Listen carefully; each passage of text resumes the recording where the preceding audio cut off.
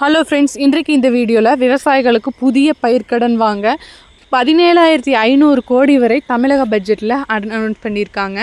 இது யார் யாருக்கெல்லாம் கிடைக்கும், எங்கே போய் அப்ளை பண்ணுறது, இதுக்கான டாக்குமெண்ட்ஸ்னு அதை பற்றி இந்த வீடியோவில் ஃபுல்லாக பார்ப்போம்.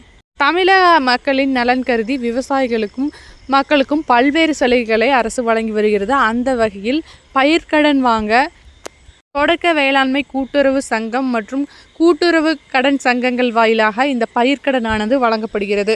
அதோடு மட்டுமல்லாமல் விவசாய மேம்படுத்துதல் மற்றும் மராமத்து பணிகளுக்கும் இந்த கடனானது வழங்கப்படுகிறது. இதுக்கு நீங்கள் என்ன பண்ணணும் அப்படின்னா, நீங்கள் என்ன பயிர் பண்ணுறீங்க அப்படிங்கிறதுக்கான சான்றிதழ் வேணும். ப்ளஸ் நீங்கள் ஏதாவது மேம்படுத்துதல் பணி பண்ணுறீங்கன்னா அது என்ன பணி அப்படிங்கிறதுக்கான சான்றிதழ் எல்லாம் விஏ விட்டு வாங்கி சப்மிட் பண்ணணும்.